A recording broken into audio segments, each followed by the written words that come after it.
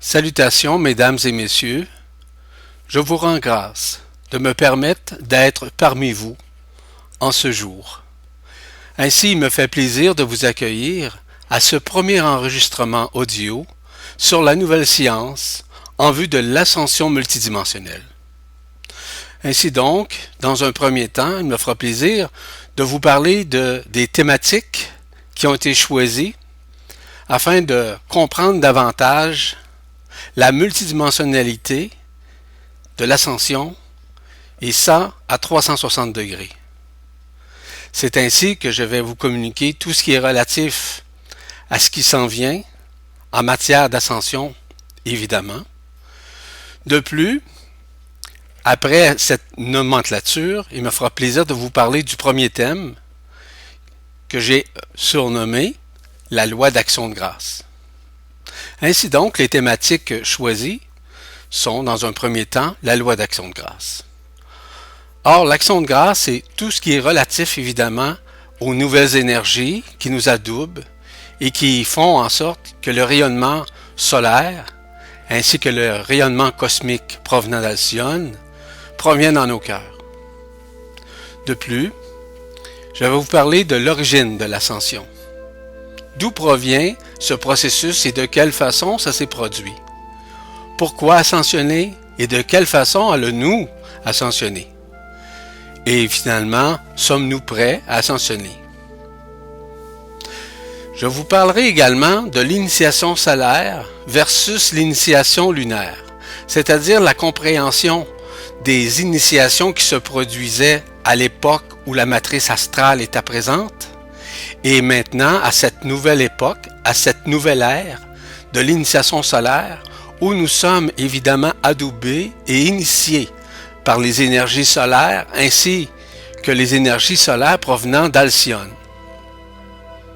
Je vous parlerai aussi du passage d'un monde désunifié au monde unifié, tout de suite après l'ascension. Et cela va nous permettre évidemment de comprendre essentiellement tout ce qui est relatif à l'unification de notre être, en devenir évidemment, afin de poursuivre notre cheminement en toute sérénité, en toute félicité, en tout amour.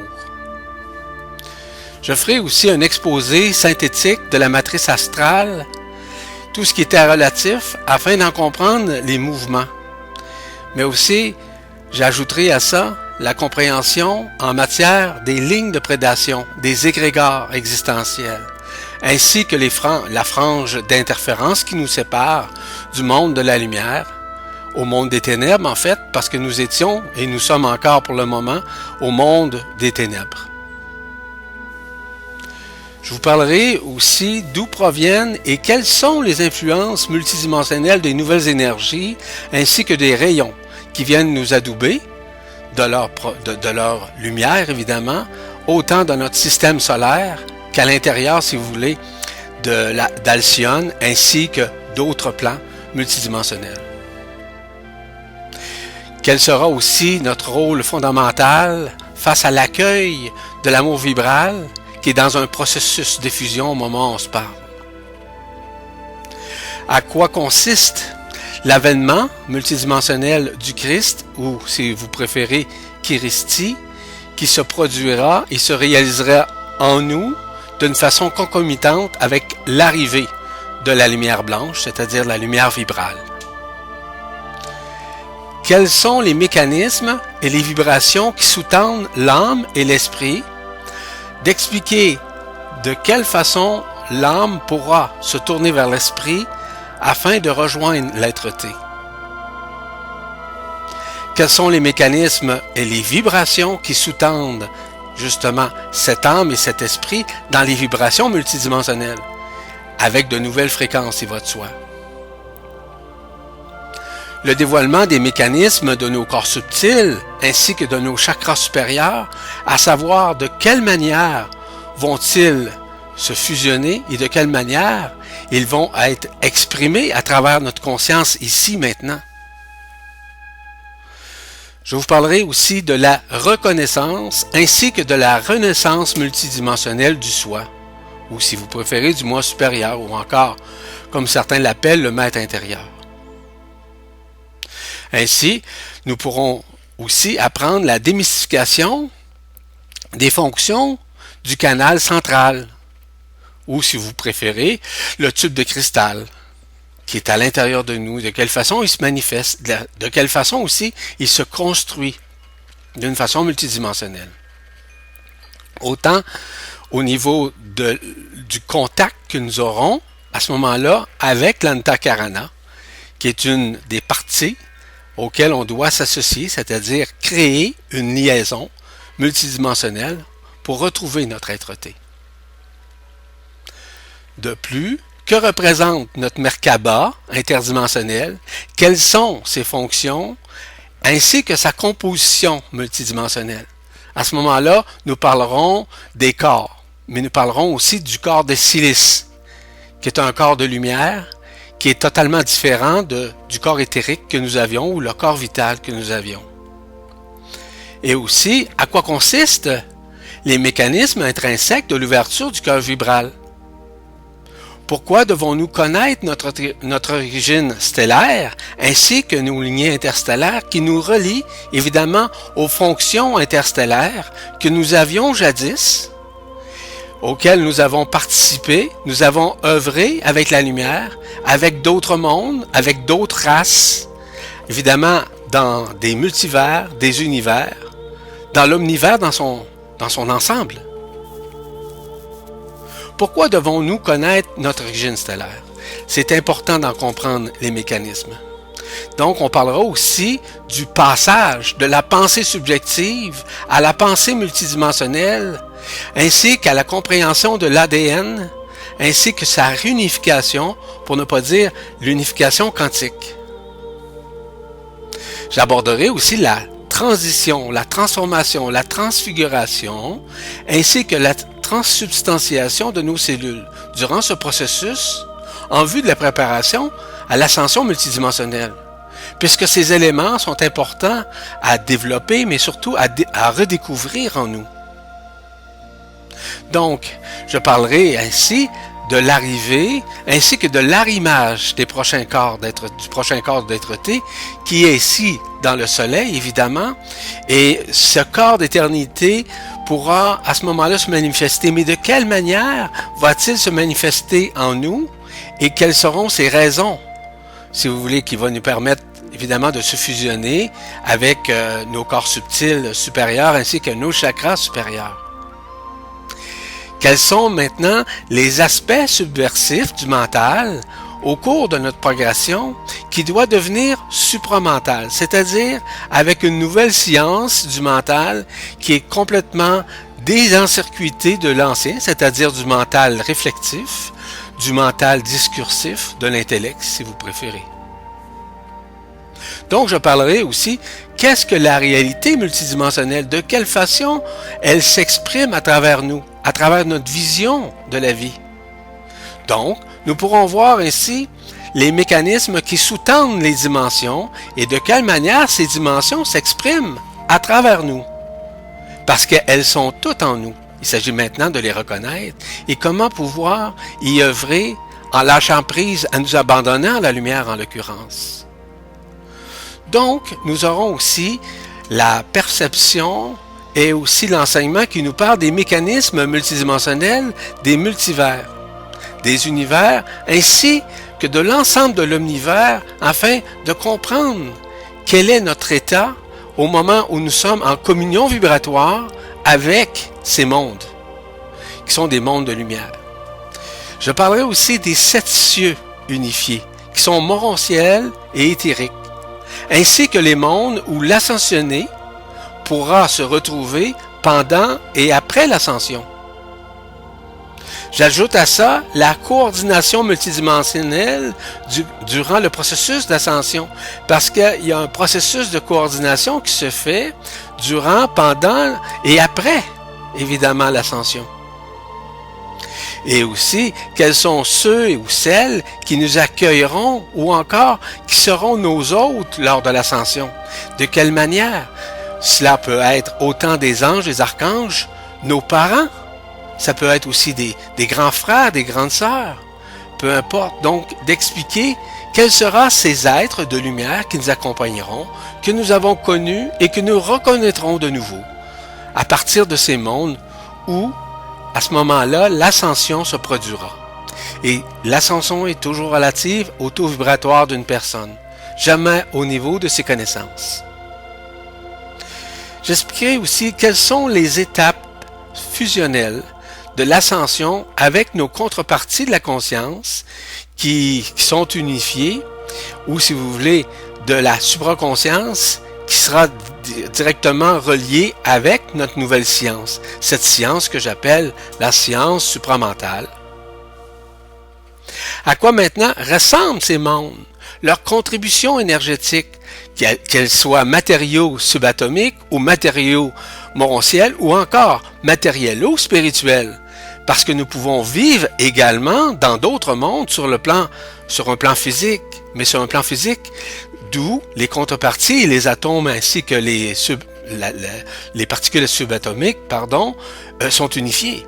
Ce qui fait en sorte que nous sommes libres et on n'est aucunement contraint par quoi que ce soit, et encore moins par qui que ce soit. Ainsi, l'ascension que nous vivrons n'est pas nécessairement la même pour chacun. Ainsi, nous découvrirons, lors de cette thématique, l'ensemble des mécanismes qui sous-tendent nos états autant mentaux, psychiques, psychologiques, vitaux et même éthériques. Et pourquoi la manifestation se fait de cette façon? Nous ferons aussi la lumière sur la pré-stase, ainsi que sur la stase pré-ascensionnelle. Pourquoi ces stases-là sont-elles essentielles? Et de quelle manière va-t-elle se produire dans notre réalité physique, mais ainsi que dans notre réalité éthérique et morontielle? Ce qui va nous permettre évidemment de nous reconnaître davantage à l'intérieur de nous durant le processus de stase ainsi que de pré-stase. Donc, nous aborderons également les divers types d'ascension. Donc, les divers types d'ascension, vous verrez qu'on pourra parler autant de la transmigration multidimensionnelle, de la translation multidimensionnelle, des pulsions merkabiques par lesquelles nous serons en communion vibratoire avec des énergies tachyoniques. En fait, cela sera une suite. Évidemment que ces mots vous semblent peut-être grands ou difficiles à comprendre, mais ces mots vous seront expliqués d'une façon pédagogique et j'ajouterais métapédagogique, ce qui va vous permettre nécessairement d'en comprendre l'essence, mais aussi la provenance. Je parlerai aussi de tout ce qui est relatif au message de l'au-delà, qui sont évidemment ces dernières, et comment fonctionne la canalisation. Mais moi, j'ajoute à ça tout ce qui est relatif à la vibralisation de ces essences, de ces fréquences, ainsi que de ces vibrations qui sont multidimensionnelles, qui nous adoubent et auxquelles nous avons accès d'une façon consciente. J'ajoute à ça les lois ainsi que les protocoles fondamentaux de la pré-ascension et celles qui sont relatives à l'ascension. Pourquoi? Parce qu'il existe nécessairement des lois, mais ce sont des lois universelles. Cela n'a rien à voir à nos lois humaines ici. Parce qu'ici, nous sommes contraints autant par la peur, par l'amour paradoxal, par l'insécurité et aussi par le doute. Donc, dans des mondes multidimensionnels, ces mécanismes-là n'existent pas. Donc, on pourra voir qu'est-ce qui sous-tend ça et de quelle manière nous pourrons l'aborder d'une façon pédagogique. Enfin, comme cela doit être, je pourrais vous communiquer tout ce de quelle façon nous devons nous préparer individuellement et collectivement, et évidemment vibratoirement, à l'ascension. Quels seront les mécanismes qui nous permettront de traverser en toute quiétude ces mécanismes-là, en toute paix, en toute sérénité? Il est important de pouvoir le vivre d'une façon concomitante avec notre être.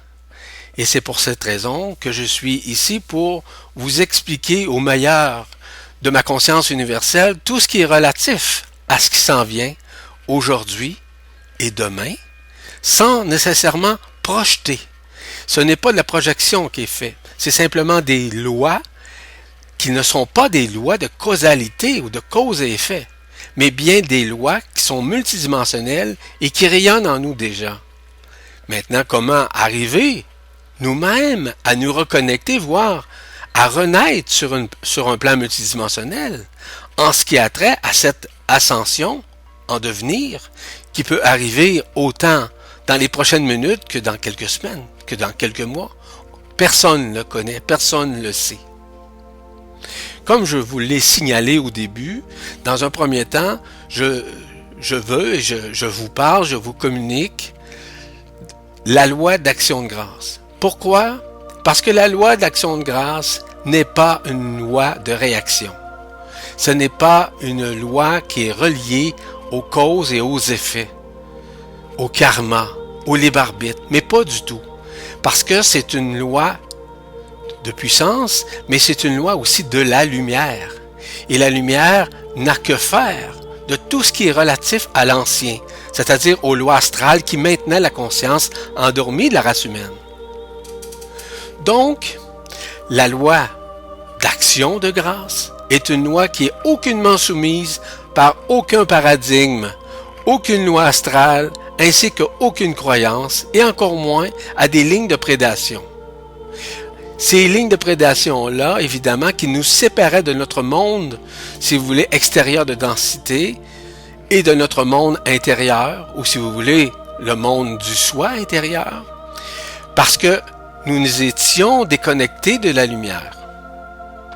Et ça, vous connaissez l'histoire, qui était relative nécessairement à la matrice astrale, qui avait le pouvoir sur la conscience de chacun. Donc, je vous parle nécessairement de la loi d'attraction. Et c'est quoi la loi d'attraction? C'était une loi qui subordonnait, si vous voulez, la conscience par une loi de causalité, de cause et effet, comme je vous le signalais un peu plus tôt. C'était une loi de relation que nous avions, par exemple, qui était reliée à l'organe du foie, par exemple. C'était la réalité qu'on appelait du bien.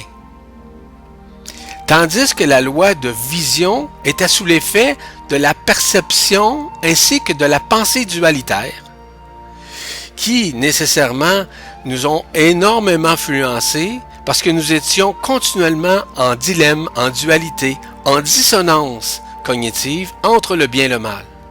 Ainsi, cette subdivision de la conscience, de la lumière en fait, qui avait été faite, qui avait été reproduite par la matrice astrale, nous contraignant, dis-je bien, à l'expansion de notre conscience.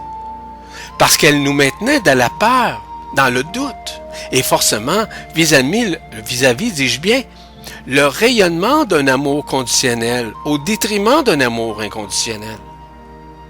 Or, la loi d'attraction possédait un pouvoir divisionnaire sur notre conscience, et ce, dû au fait que nous étions attirés par la matière et par la gravité, c'est-à-dire tout ce qui était relatif à la matérialité, à la possession de biens par exemple, du matériel, ainsi de vouloir contrôler de ce que nous possédions, en plus de nous conditionner et conditionner les gens à nous aimer. Donc c'était un amour paradoxal, un amour conditionnel, un amour sentimental, c'est-à-dire de ressentir par le mental. Nous étions ainsi attirés par la forme, par l'apparence, par le paraître, pensant que tous ces mécanismes-là étaient de la reconnaissance et que tout ça nous permettrait de nous reconnaître. Par exemple, si on est riche, on paraît bien. Si on est pauvre, on paraît mal. Donc, on avait énormément de jugements et de déchirures entre le pauvre et le riche. Ce qui était nécessairement cette loi d'attraction qui divisait la conscience des êtres humains. Dans la réalité multidimensionnelle de la lumière, il n'y a aucune dualité. Parce que la lumière est vibrale, est lumière. Donc, en ce jour, nous parlons de la loi d'action de grâce. Et pourquoi parlons-nous de cette loi? qui est totalement neutre et qui permet de demeurer dans l'action multidimensionnelle qu'elle met à notre disposition, afin de l'appliquer selon nos propres vibrations. Ainsi, cette loi n'est pas linéaire, elle ne peut être linéaire, elle est uniquement multidimensionnelle, c'est-à-dire qu'elle se relie à toutes les dimensions pour chaque action que nous effectuons. Parce que chaque action que nous effectuons a des conséquences directes et indirectes sur notre vie, voire sur notre conscience. Parce que cette conscience est en ce moment même en train de se réunifier, de redevenir initialement comme elle était à partir du moment où nous avons quitté la source. Ainsi, nous pouvons voir, pour vous donner un exemple, la loi d'action de grâce comme étant un grand vortex, à travers lequel nous poursuivons en son centre même, un peu comme un tourbillon qui nous ramène graduellement vers notre éternité, vers ce que nous sommes en tant qu'être de lumière. Ainsi, toutes les nouvelles énergies que nous recevons, tous les rayons provenant des soleils un peu partout, des étoiles, ainsi que des fréquences vis-à-vis de toutes ces vibrations qui, évidemment, descendent sur la Terre, ainsi qu'en nous, font partie, si vous voulez, de ce grand vortex. Alors, sommes-nous vraiment prêts à nous y joindre, à pouvoir l'accueillir sans condition, à pouvoir l'accueillir en nous abandonnant à l'intelligence de la lumière, sans que nous nous prenions au sérieux, parce que c'est une forme de conscientisation. Mais cette conscientisation-là, c'est une conscientisation de lumière, non pas une conscientisation de connaissance, ce qui est très différent. Vous savez, quand nous résistons, et si nous sommes dans ce vortex qui est très puissant, qu'on appelle la loi d'action de grâce, et si nous sortons de son épicentre, cela nous entraîne forcément vers le tourbillon de ce vortex. Et c'est comme ça que nous nous écartons de notre centre. C'est à ce moment précis que nous vivons encore des difficultés personnelles durant cette transition, parce que nous nous éloignons du centrifuge, qui est maintenu par l'action vibratoire, l'action vibrale du vortex qui est en effervescence, qui se multiplie en énergie, qui est une nanoscience, si vous voulez. C'est une nanoscience parce que nous le faisons à la nanoseconde près. Alors, quand nous restons centrés dans nos actions et nous laissons l'énergie faire son œuvre à travers nous, rien ne peut résister. Alors, il est impensable que nous nous éloignions de cette centricité, de cette luminocentricité que nous sommes dans la réalité multidimensionnelle. En fait, je ne connais pas beaucoup de gens, qu'ils soient riches ou pauvres, qui sont libres dans ce monde tridimensionnel. Vous le savez, ça. Chaque problématique possède en elle des difficultés qui nous mettent souvent en dilemme face à nos décisions, face au contact, aux relations que nous avons. Quand nous sommes en dilemme, ou en dualité, ou en dissonance cognitive, c'est que nous ne pouvons être libres. Cela ne veut pas dire que nous ne devons pas être riches ou vivre dans la pauvreté. Bien au contraire, nous devons réaliser que la loi d'action de grâce que nous possédons déjà à l'intérieur de nous, dans ce grand vortex, nous rendra, à juste part, d'amour. En plus de nous combler des besoins sous tous les plans. Nos besoins seront comblés sur tous les plans à partir du moment où nous suivons cette loi. Parce que c'est une loi de feu, hein? Celle qui brûle l'ancien pour nous livrer au nouveau, vers cette nouvelle fréquence que nous sommes à l'intérieur et qui nous fait, en somme, redécouvrir ce que nous sommes à l'intérieur en tant qu'être multidimensionnel. La loi d'attraction, qui était à ce moment-là une loi de résistance avec laquelle nous étions souvent en dissonance cognitive, comme je vous le signalais plus tôt, c'est-à-dire que notre mental était de plus en plus discursif, pour ne pas dire dualitaire. Ainsi, le mental était assujetti à la forme pensée de la loi d'attraction, ce qui l'empêchait d'être libre face à ce que nous avions besoin pour vivre au quotidien. Donc, ce mental avait peur, vivait de l'insécurité et souvent, il doutait, dis-je bien, de ses décisions. Les décisions que nous prenions, soit consciemment ou inconsciemment, pensant que c'est nous qui prenions cette décision, puis en réalité, c'était pas nous. C'était notre corps d'être-té qui nous envoyait un petit message à notre conscience. Voyez-vous, il arrivait fréquemment que nous nous sentions coupables. Cette loi d'attraction qui était là nous trompait. Et à ce moment-là, nous étions toujours à réévaluer notre vie, à savoir si nos décisions, nos choix étaient en relation avec ce que nous souhaitions arriver à faire, à produire, à réaliser. En fait, c'était le paradoxe qui nous remettait en question à chaque jour, journellement. C'était la conscience à ce qui était correct ou pas de faire, ou encore de réaliser. Tandis que la loi d'action de grâce est fondamentalement une loi qui est relative à l'attraction, mais à l'attraction multidimensionnelle de l'amour vibral, ce qui est totalement différent. Parce que la loi d'attraction de la matrice astrale, elle faisait en sorte qu'elle nous obligeait à faire, nous n'étions pas libres. Donc, la loi d'action de grâce est une loi d'amour qui ne possède quoi que ce soit et pour quoi que ce soit. Parce que la loi d'action de grâce est une loi de création. C'est une loi de mouvement et de vibrance dans notre conscience. Et cette conscience, elle n'est pas conditionnée par quoi que ce soit, par qui que ce soit, comme je vous le signalais. Nous n'avons aucun effort intellectuel ou mental à faire pour nous relier à cette loi, parce qu'elle est présente, elle est omniprésente, elle est omnisciente, elle est omnipotente, elle est omniluminescente à l'intérieur de nous. Et c'est ça qu'on doit réaliser à chaque jour. Parce que cette loi, elle est multidimensionnelle, elle est présente. Donc, cette loi possède en elle toute la lumière pour vivre une joie intense dans notre cœur. Une paix, qui rayonne en dedans de nous, qui rayonne à la fois dans toutes les dimensions, parce que nous sommes libres. Elle nous rend libres. Elle nous fait voir les choses de l'au-delà, de l'au-delà. Alors, lorsqu'on parle de l'amour, lorsqu'on parle de l'action de grâce, elle écrase, si vous me permettez l'expression, celle de la loi d'attraction que nous connaissions par rapport à ce que nous vivions dans le passé. Et maintenant, nous sommes dans cette nouvelle énergie. La loi d'action de grâce est une loi de l'esprit.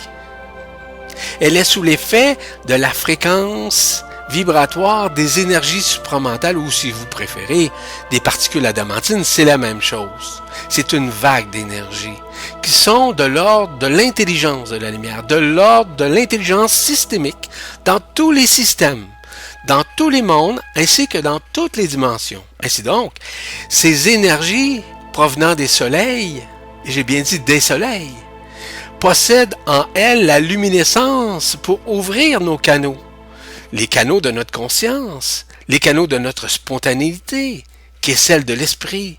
Nous sommes toujours sur la bonne voie avec l'esprit. Nous pouvons accomplir avec l'esprit.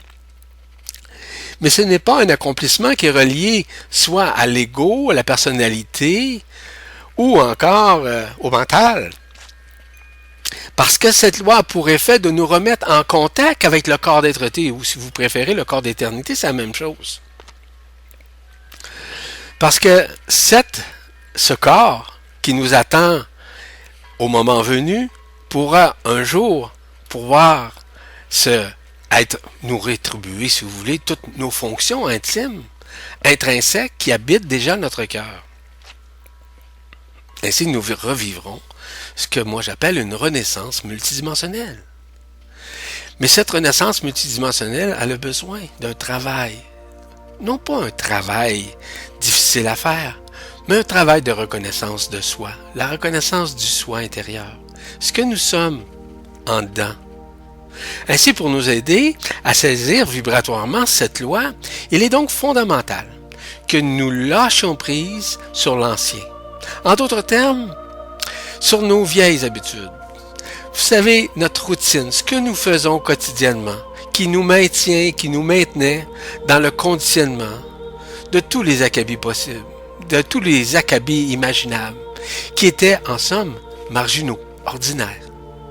Ainsi, je vous suggère, si vous voulez évidemment l'appliquer selon vous, c'est une suggestion, de vous abandonner à la lumière, afin de vivre la loi d'action de grâce dans son essence.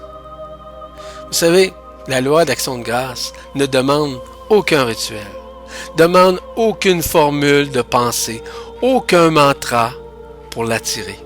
Elle est totalement omniprésente en nous. Elle est déjà là. Il s'agit simplement de nous connecter à elle. Il s'agit de nous y abandonner. Parce que l'intelligence de la lumière nous aidera à nous relier à la fréquence vibratoire de la loi d'action de grâce.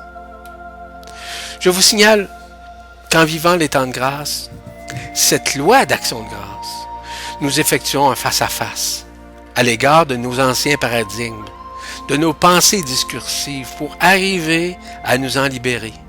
Parce que nous aurons suffisamment d'humilité pour l'accueillir à notre façon de voir les choses, selon notre point de vue, selon notre regard, et ce, en toute liberté, en toute confiance, en toute fiabilité, parce que c'est une loi de sérénité, c'est une loi de félicité. Rappelez-vous que la vraie confiance est la relation que nous maintenons intrinsèquement avec notre conscience, qui s'illumine en nous à chaque instant de notre vie et qui nous permet de nous connecter d'une façon consciente avec la loi d'action de grâce. Ainsi, nous sommes sous l'égide de cette loi, qui œuvre à travers tout ce que nous sommes, autant intérieurement qu'extérieurement. Nous devons en prendre conscience. Or, à chaque occasion que nous résistons à cette loi, nous reculons. Nous reculons plus que jamais. Nous continuons plutôt d'avancer avec cette loi en fonction de sa cadence multidimensionnelle. Pourquoi sa cadence? Parce qu'elle a une vitesse de croisière. Cette vitesse de croisière-là est inversement proportionnelle à ce que nous sommes à l'intérieur. En fait, c'est d'accepter la loi d'action de grâce comme elle passe, quand elle passe, parce qu'elle fait partie de cette synchronisation-là que nous sommes. Parce que la loi d'action de grâce n'a que faire des résistances de notre personne, de notre personnalité, de notre ego, de notre mental. Parce qu'elle est la présence, dans la présence de ce que nous sommes. Elle nous permet nécessairement de transcender. Elle nous permet de nous reconnaître, de reconnaître en soi ce que nous sommes. Et qui nous prépare nécessairement vers l'ascension multidimensionnelle. Ainsi, en ces temps de grâce, voyez-vous qu'il est important de pouvoir arriver à nous connecter. Vous savez, il n'est plus temps de tergiverser d'aucune façon. Nous sommes dans une transition de lumière vibrale. Il est terminé le temps de la lumière falsifiée. Tous les atomes, ainsi que toutes les particules subatomiques en nous, ainsi que sur la Terre, essentiellement, sont en phase de transmutation, de transfert d'énergie, qui va nous permettre de nous rejoindre aux nouvelles fréquences de la lumière vibrale. Cette lumière blanche, je vous le dirai, nous n'avons plus le choix. Nous sommes dans la lignée de ça. Cette loi d'action de grâce nous aligne maintenant vers le nouveau. Vous savez, dans notre vie, la loi d'action de grâce ne traite pas avec l'illusion de libre arbitre, mais pas du tout. Elle travaille plutôt en fonction de nous en libérer afin de retrouver notre corps d'être-té. Parce que notre corps d'être-té, c'est lui qui est libre. La loi du libre arbitre, elle était reliée nécessairement à la loi, non pas d'action de grâce, à la loi d'attraction. Donc, de choisir le bien ou le mal. D'être un peu comme en dissonance, en fait. Donc, la loi d'action de grâce nous permet d'arriver à nous retrouver, à nous reconnaître. Elle travaille, elle œuvre à partir de nos fréquences, de notre taux vibratoire, comme nous sommes et où nous sommes rendus. Donc, Elle n'a rien à voir avec aucune résistance durant son action vibratoire. Parce qu'elle passe quand c'est le moment de passer, selon la synchronicité qui est reliée avec notre être-té nécessairement. Ne croyez pas qu'elle est une loi qui est dure, ou une loi encore qui punit, mais bien une loi qui permet de nous libérer, mais ça totalement, de nos engrammes, qui maintenait notre conscience endormie, autant dans nos peurs que dans nos vies antérieures. Donc, si certains ou certaines pensent qu'ils seront punis ou damnés s'ils sont dans l'erreur, cette loi s'ajuste vibratoirement, dis-je bien, en fonction de notre conscience, parce que c'est une loi multidimensionnelle. C'est une loi d'action qui est reliée à l'intelligence de la lumière. Vous savez comme moi qu'il y a encore des personnes qui sont dans des phases qu'on appelle de conscientisation et qui sont encore dans certaines résistances, dans certaines peurs. On peut dire que certains égos spirituels ou mentalos spirituels sont encore dans leurs croyances, encore dans leur ligne de prédation, qui sont encore dans leurs choix, dans leur vie matérielle, dans leur sens, qu'ils aimeraient aussi que tout ce qu'ils pouvaient avoir ou obtenir dans le passé puisse également se matérialiser en ce jour. Hélas, ce n'est plus comme ça que ça fonctionne. Ces personnes doivent essentiellement apprendre que la direction que la loi de grâce leur indique ou les dirige, c'est une loi d'action. Ce n'est plus une loi de réaction, une loi de demande. C'est une loi qui se manifeste à l'intérieur de nous. En fait, il n'est plus temps pour quiconque de commencer à faire, je pourrais appeler son petit bébé gâté. Vous savez, la loi d'action de grâce nous fait grâce que tout ce qui était ancien pour nous recalibrer avec nos fréquences multidimensionnelles n'existe plus. Elle ne peut commencer à se mettre à faire plaisir à quiconque. Elle est juste, elle est équitable, autant pour le pauvre que pour le riche.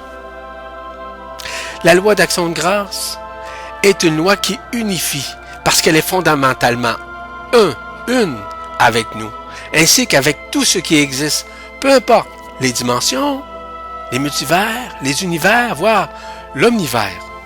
C'est l'adoubement du manteau bleu de la grâce qui nous permet de nous unifier et de créer en nous cette libération qui se veut multidimensionnelle. Parce que la libération n'est pas uniquement sur un plan dimensionnel, c'est-à-dire ici, ça se passe également au même niveau dans d'autres dimensions. Nous ne pouvons plus être piégés par les formes pensées, par les égrégores. Nous sommes ici pour nous en libérer. Donc, nous avons été, au cours de nos vies, comme vous le savez, sous la tutelle de la matrice astrale, je le signalais. La matrice astrale qui nous faisait vivre d'incarnation en incarnation, si vous voulez, le recyclage de nos mémoires. Quoique, on ne se rappelle pas de nos mémoires, mais il y avait un recyclage. On se retrouvait aux mêmes endroits, ou presque dans les mêmes lieux, avec à peu près les mêmes personnes. Mais ça n'existe plus. La majorité des êtres humains, en ce moment, même, sont tous immortels. Mais ils sont, à l'intérieur, dans leur cœur de lumière, multidimensionnels, voire éternels. La loi d'action de grâce nous épargne de tout questionnement. Elle est la réponse à tout. Elle répond à toute forme de questionnement parce qu'elle nous permet de dévoiler les voiles qui sublimaient notre conscience. Elle nous permet de regarder de l'autre côté du voile, à savoir comment nous sommes, qui nous sommes en tant qu'être-té. C'est à nous maintenant d'abdiquer, en fait de lâcher prise, de renoncer à l'ancienne vie, voire de nous abandonner à l'intelligence de la lumière, afin de nous rejoindre et de rejoindre ce que nous sommes de toute éternité. Parce que nous sommes tous et toutes des soleils ardents. Nous sommes une luminescence qui est au-delà de la connaissance humaine. La loi d'action de grâce nous amène tôt ou tard à un nouveau regard. Nous ramène aussi à un point de vue sur notre vie.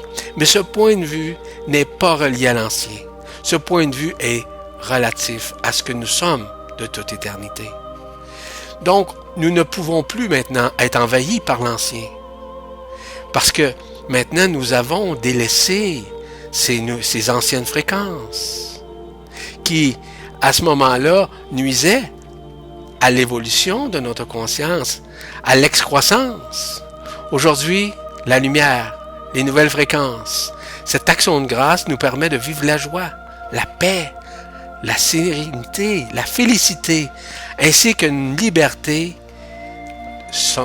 dans tout ce que nous faisons, dans tout ce que nous sommes.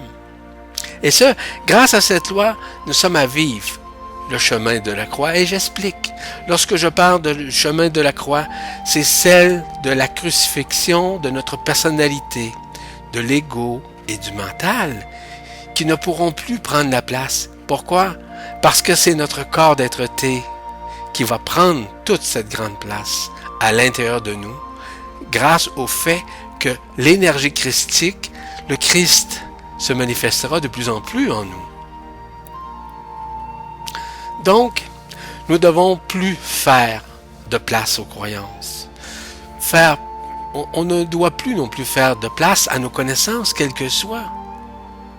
Parce que la loi d'action de grâce ne peut réagir à aucune dualité, à aucun affrontement, à aucune comparaison ou encore à aucune querelle, dis-je bien, provenant soit de la personnalité, soit de l'ego ou du mental.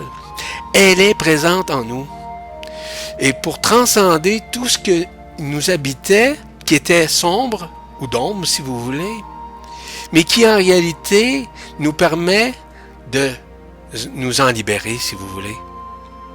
Tout ça déjà habite notre corps. Tout ça déjà habite nos cellules qui sont encore un petit peu endormies et que nous sommes à réveiller, à renaître de notre multidimensionnalité, et ce, grâce à l'action de grâce.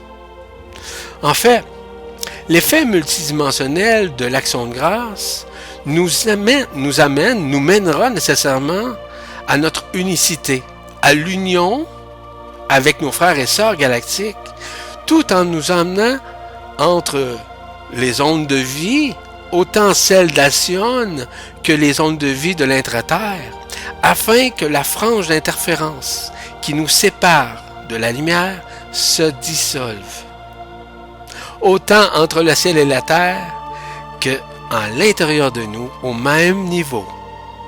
Dès cet instant, grâce à cette loi d'action de grâce, nous serons libérés des voiles qui nous maintenaient dans les ténèbres, ce qui nous empêchait nécessairement d'être en communion vibratoire avec le monde de la lumière blanche.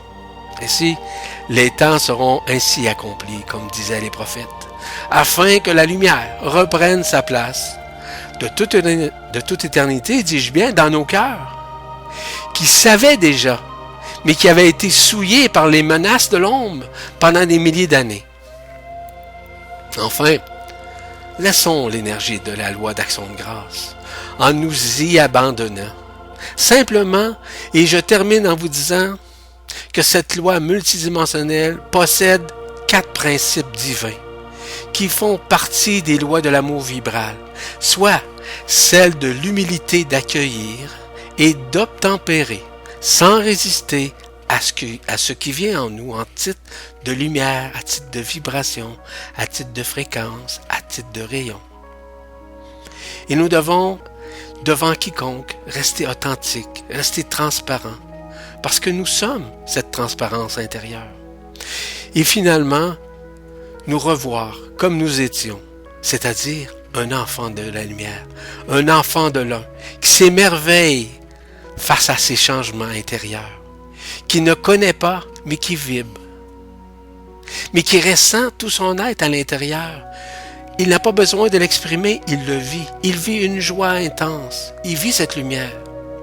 C'est aussi l'enfant qui ne garde pas rancune, qui ne déteste aucunement et qui tourne vite la page sur une situation, peu importe la pertinence ou les arguments qui sont contraires à son point de vue. Sur ce, je vous laisse Et je vous dis à plus tard. Et je vous dis et je vous redis que je vous rends grâce de toute éternité. Que la lumière soit. Je vous aime.